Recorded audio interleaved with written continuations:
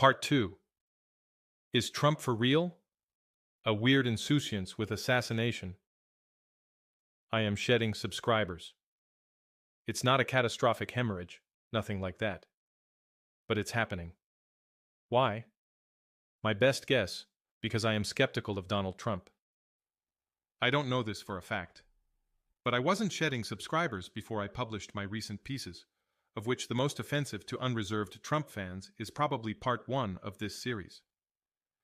This may get worse for me, because I will not change my stance just to keep my subscribers. That's what they call audience capture, and it's a form of agentless corruption. Or if there is an agent, it would have to be me, because I allowed my audience, you, my dear 5 readers, to capture me.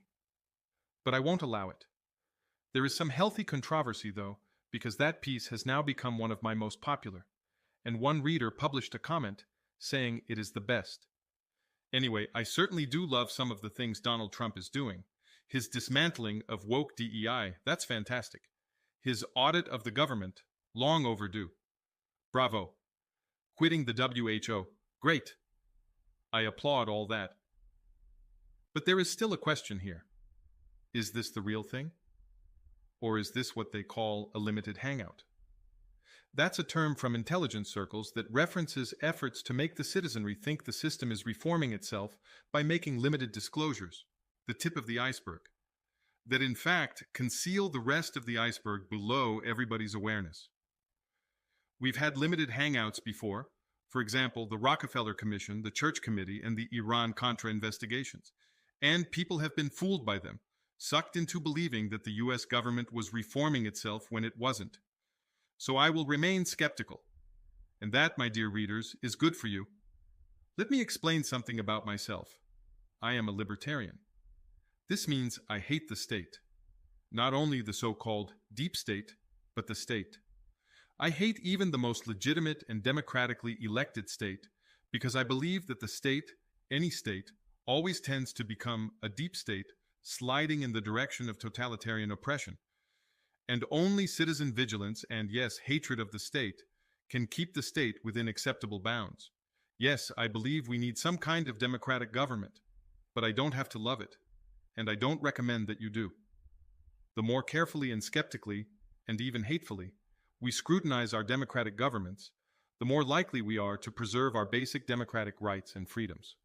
To love and trust the state, whether presided by Donald Trump or anyone else, is idolatry. And that is the first step on the road to totalitarian slavery.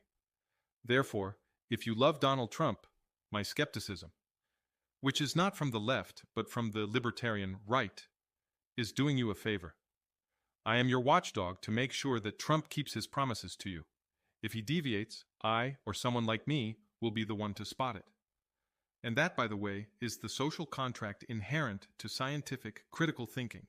You need others, people who disagree with you, to protect you from your love of your own theories, which you are unlikely to examine with sufficient skepticism because you love your own theories. Here follows, then, some MOR skepticism of Trump. Shall we? Here we go. Synchronicity is a strange thing. After quoting at length, in part 1 of this series, a conversation between Joe Rogan and Chad Daniels discussing the simply unbelievable performance of the Secret Service in the first alleged assassination attempt on Donald Trump, which seemed completely scripted to them, and I concur, Netflix offered me Clark Johnson's The Sentinel, a film about an assassination attempt on a US president. This popcorn movie is packed with good looks and star power: Michael Douglas, Kiefer Sutherland, Kim Basinger, Eva Longoria. But it's just a thriller with no depth, and I saw it already back in the day.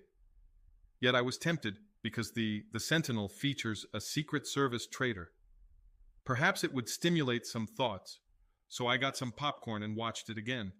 And lo and behold, this nothing film did pop one thought into my head. Go figure. It was something obvious, something I should have noticed right away. So obvious, in fact, that I am amazed and ashamed I didn't notice this before. But nobody's perfect. In my defense, I am, like many others, always still reeling from Trump's last bombshell when he drops the next one, and that makes it hard to concentrate even on the obvious because the Trumpian media carpet bombing sucks you back into the managed reality. So let's mute the media circus for a second and focus once again on Joe Rogan's reaction when his jaw dropped to the floor concerning the Secret Service's failures on the day that Donald Trump allegedly almost got killed by a sniper. Rogan reads from an article. Secret Service ramped up security after receiving intel of Iranian plot to assassinate Trump.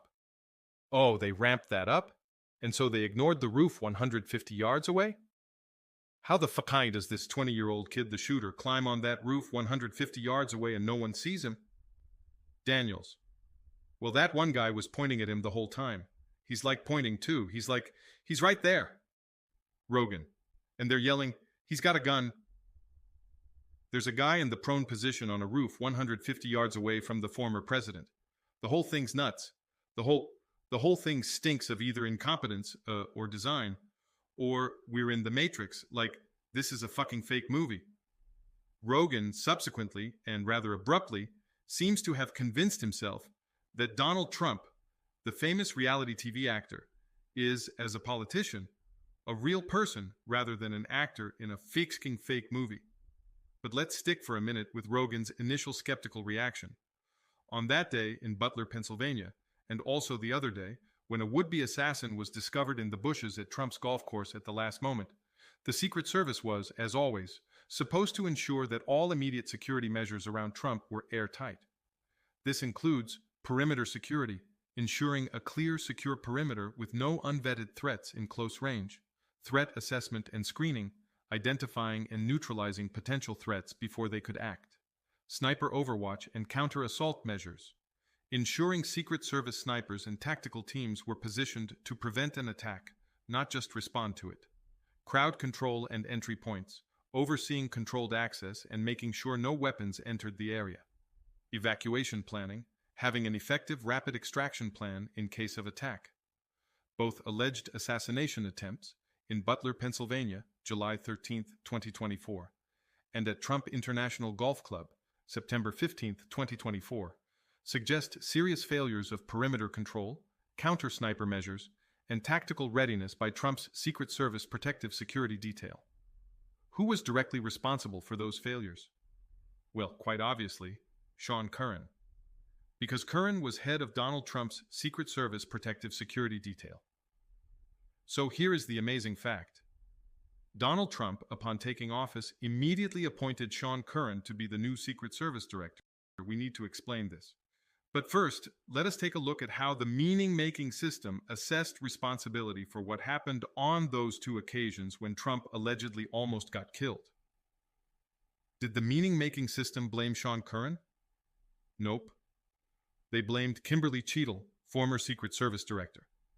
And the root cause of the entire problem, according to people on the right, was DEI, diversity, equity, and inclusion. Ma'am, you are a DEI horror story. Republican Representative Tim Burchett of Tennessee told Cheadle during the hours-long hearing in front of the House Oversight and Accountability Committee. There should not be any women in the Secret Service. These are supposed to be the very best, and none of the very best at this job are women. Conservative political commentator Matt Walsh posted on X the morning after the assassination attempt. If there's a woman doing a job like this, it 100% means that a more qualified male was passed over. I am not buying this.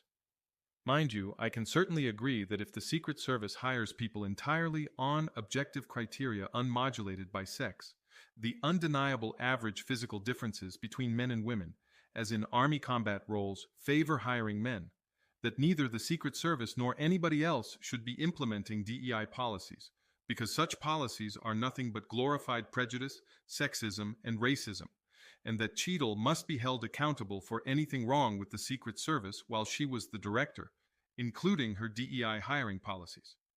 However, it is nevertheless obviously true that the person in charge on the ground and directly responsible for operational security on that day in Butler, Pennsylvania, was Sean Curran. And Sean Curran is not a DEI hire, for he joined the Secret Service under President George W. Bush before the DEI wave hit us. Sean Curran is a white male.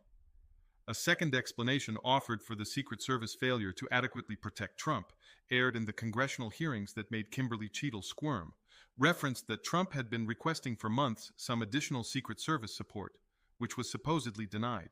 Even if that happened, however, Curran's resources should have been perfectly adequate to spot a kid with a rifle on a roof 150 yards away from the candidate. To claim that a bullet grazed Trump's ear on that day because Trump's security detail had insufficient resources is like saying that you need a telescope to see what already smacked you in the nose. Curran was overseeing approximately 85 agents as the head of Trump's personal security detail. Shouldn't that be enough to spot a kid on a roof that even civilians in Trump's audience saw and pointed out as a potential threat? What happened on that day, and on the other day too, is therefore absolutely Sean Curran's fault. Sure, Cheadle must answer for this, no question.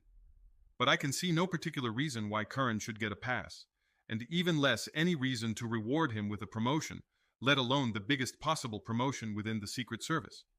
In case you are wondering, the Secret Service's own Mission Assurance Inquiry, published 1 November 2024, concurs with my assessment, for it concluded that the inquiry identified deficiencies in the following areas: communications, protective advance processes, including the appropriate mitigation of line-of-sight concerns, command and control processes, coordination with outside entities, and other specific areas. Those are all on-site, on-the-ground failures, for which Trump's protective security detail is of course responsible. And the head of that protective security detail was of course Sean Curran. So this is our question. Why did Trump appoint Sean Curran, of all people, to head the Secret Service? The mainstream hypothesis. This is what Trump himself said. Sean is a great patriot who has protected my family over the past few years, and that is why I trust him to lead the brave men and women of the United States Secret Service, the president wrote in a Truth Social post. Trump, 78, touted Curran's 23 years in the Secret Service and his work as Assistant Special Agent in charge of the Presidential Protective Division during his first term. The president noted that in that role, Curran had direct oversight and responsibility of multiple protectees and enhanced security plans for my residences. Sean has distinguished himself as a brilliant leader who is capable of directing and leading operational security plans for some of the most complex special security events in the history of our country and the world, Trump added. He proved his fearless courage when he risked his own life to help save mine from an assassin's bullet in Butler, Pennsylvania. I have complete and total confidence in Sean to make the United States Secret Service stronger than ever before, Trump wrote. Okay, so this is what we have. Mainstream hypothesis. Trump's claims reflect the truth. 1. He considers Sean Curran a great patriot and a security ace. 2. Trump trusts Curran, following a relationship of many years now in which Curran has been providing security for Trump and his family. 3. Trump considers Curran fearless because he risked his own life to protect Trump. 4. Trump, for reasons unknown, honestly considers that Curran is the best man for the uber-senior managerial job of Secret Service Director. I am calling this the mainstream hypothesis because I asked ChatGPT the following question.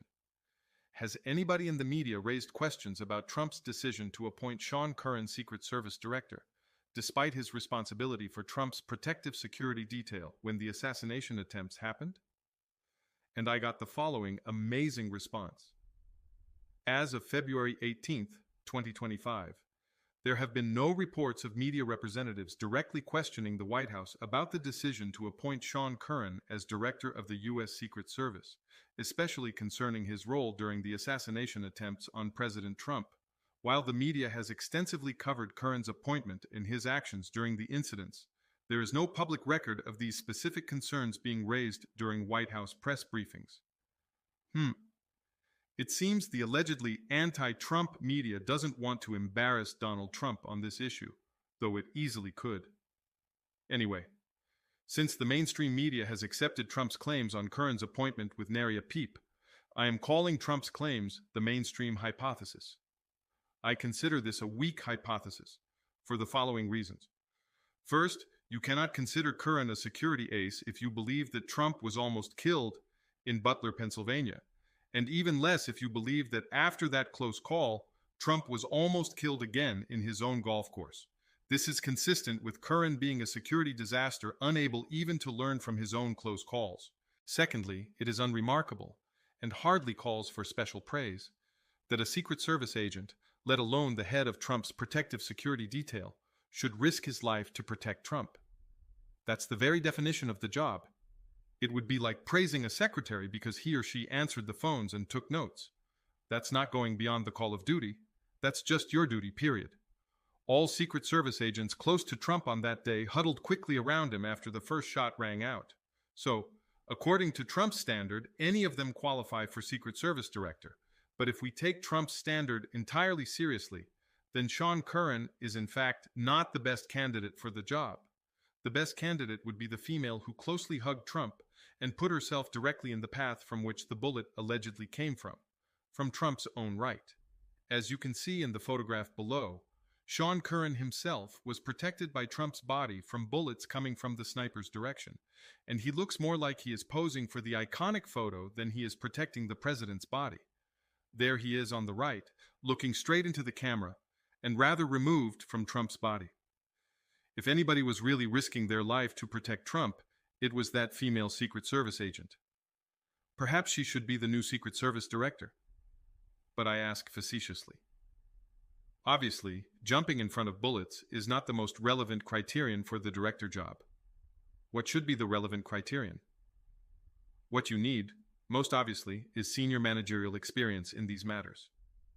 The U.S. Secret Service is a rather large agency that, as of 2024, employs over 8,300 personnel, including approximately 3,200 special agents, 1,300 uniformed division officers, and more than 2,000 technical, professional, and administrative support staff. Sean Curran had managed at most 85 people, and he had no career path in headquarters assignments or progression through the senior executive service, which are common among past directors. Okay, let us now consider the challenger, the Machiavellian hypothesis.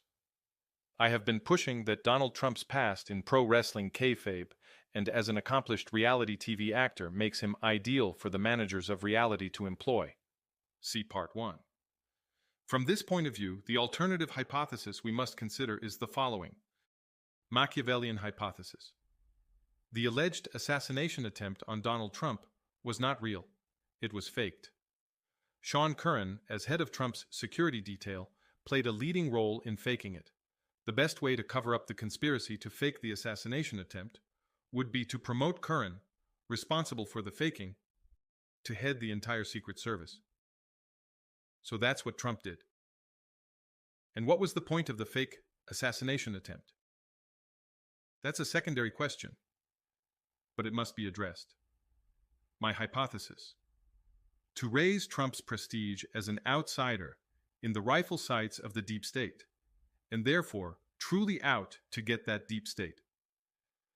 Now that Trump's prestige has been raised in this manner, his fans and detractors are likely to accept the evidence of their own eyes. Trump is transforming the system, cleaning house. Just look at his audits. Just look at all the dirty laundry he is hanging out to dry. Yes, but maybe this is a limited hangout. As mentioned, this is a term from intelligence circles. It is used in reference to calculated disclosures to make it seem as though the system is reforming itself when in reality everything is business as usual. So they confess to some dirty tricks, make it seem as though they've confessed to everything, and promise to reform. U.S. citizens breathe a sigh of relief and assume that the greatest democracy in the world is back on track. The system works. That's what I think is going on. This hypothesis is at least consistent with Donald Trump's weird insouciance with the alleged attempts on his life. I asked ChatGPT to do a thorough search on whether Donald Trump had made any statements concerning the alleged assassination attempts since assuming office on 20th January 2025. Amazingly, this was the answer. Upon reviewing available information, it appears that President Donald Trump has made limited public statements regarding the assassination attempts on his life since assuming office on January 20th, 2025. Notably, during his inaugural address, he referenced surviving 2 assassination attempts, attributing his survival to divine intervention by stating he was saved by God to make America great again. Beyond this inaugural mention, there are no widely reported statements from President Trump addressing the assassination attempts since taking office. This is very strange. Trump is now the most powerful person in the world. And, as ever, more than ever, a target for assassination attempts. Doesn't he want to find out who and why has been trying to kill him? But since he assumed office, he has said nothing about this. It's almost as if he wished everybody to forget about it. I think this is quite consistent with my favorite hypothesis. But the best evidence, in my view, that Donald Trump is not what he claims to be, comes from a careful examination of his policies towards jihadi forces in the Middle East. Up next.